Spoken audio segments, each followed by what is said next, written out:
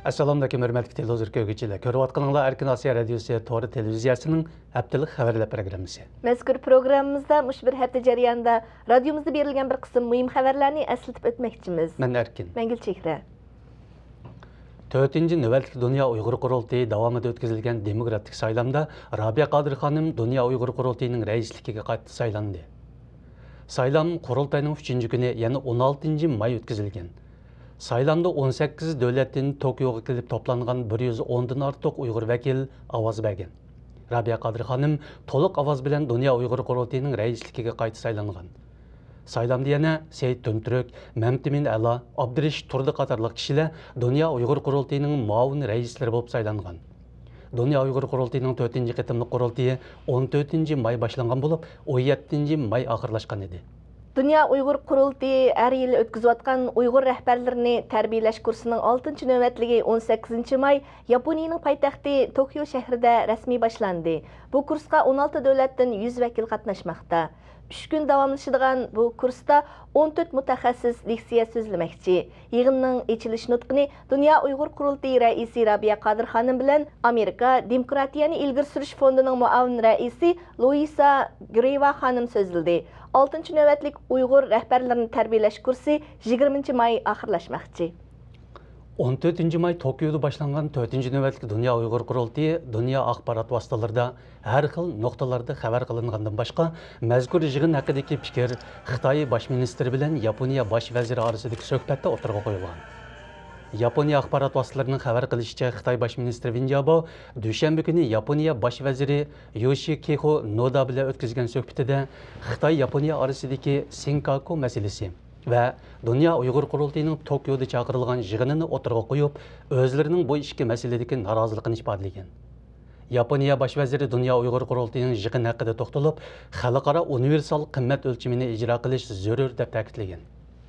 Dünya Uyğur Qurultayının 14 may Yaponiyada başlanğan 4-cü növbətlik yığını Yaponiya, Xitoy, Janubiy Koreya 3 dövlət başlıqları yığını Beijingdə ötküzülgən məzgildə içilgan.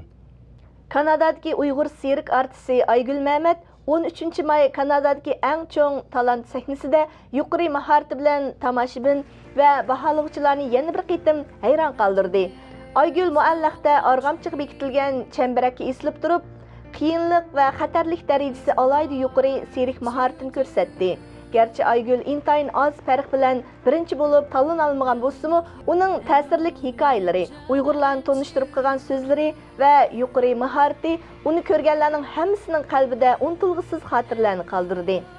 Ba'zi kuzatuvchilar Aygül Mehmetning o'z navbatida yana Uyg'ur davosini tanishtirishga belgilik to'hfalarni qo'shganligini ilgari surmoqda.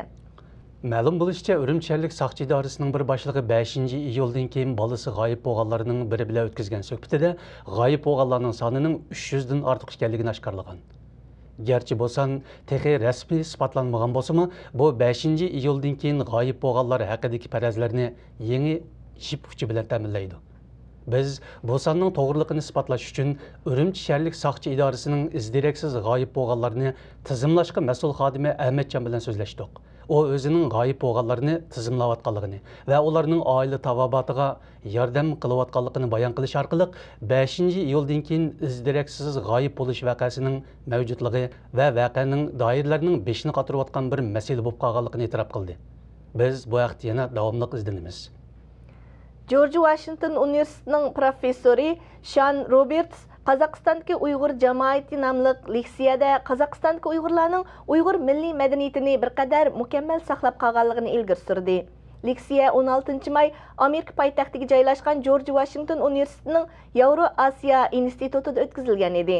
Professor Roberts leksiyasida yana Sovet ittifoqi gumron bo'lgandan keyin Qozog'istondagi Uyg'urlarning Sovet ittifoqi davrida zarbaga uchragan an'anaviy madaniyatlarini qaytadan gullantirib qo'llanishga boshlaganligi va Uyg'ur an'analarining 20 yildan buyon jamiyatda o'ynagan roli, har qaysi siyosiy harakatlarda tutgan o'rni qatorliqlar haqida to'xtaldi.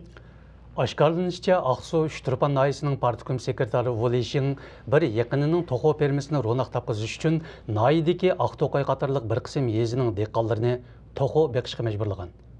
Bu yezilarda her bir oilaga 25 dan to'qov berish vazifa qilingan. Dehqonlar har biri 4 yuandan setib olgan cho'jining bozordagi bahosining 1 yuan ekanligini uqqan. cho'jini setib olishni rad qilganda tahdidga uchragan. Ma'lum bo'lishicha, yeza dehqonlari majburiy setib olgan bu cho'jilarga xosiyatli cho'ja deb kinoyalik ism qo'ygan. Keyin dehqonlar bu cho'jilarning biri Xitoy korxonasining fermasidan keltirilganligini bilgan va bu korxonachi Woli Shingning sheriki ekanligini uqqan. Bu xildagi voqea ilgari Yengsar yezisida yuz bergan edi. Xitoyning 5-iyuldan keyingi uy aqtirishlarida 55 yoshlik ana Robigul Yasinga o'q tekkan. Vaqa Avtonom rayonluq madaniyat nazorati binosining udildagi 64-qoroda yuz bergan. 7-oyning 13 kuni kechida mazkur qoroga bostirib kirgan Xitoy soqchilari qoroda o'ltirishliq 18 oildan 20 dan ortiq kishini tutqun qilgan. Bu jarayonda Robigul va Urayimjon ismli 2 kishiga o'q tegib yaralangan. Yarador holatda 4 oy tutib turilgan Robigul Yasin soqchilar tarafidan belgilik darajada davolatilgan bo'lsa-mu, uning salomatligi texchi asli kelmagan. Robigul turma doktorxonasidan chiqqandan keyin tayoqqa tayinib mangdigan ahvolga tushib qolgan. Ishlash iqtidoridan tamoman ayrilgan. Xitoy soqchilari Robigulni xato holda atqanligi uchun uningdan afu so'ramagan. Uning bir qism davolanish xarajatini ko'targan bo'lsa-mu, uningga hech qanday to'lami berilmagan. Muhtaram televizor ko'rguvchilar, yuqorida Erkin Osiyo radiosi to'g'ri televiziyasining haftalik xabarlar programmasini ko'rdinglar. Kelar hafta ko'rishaylik. Xayr xo'sh. Xayr xo'sh.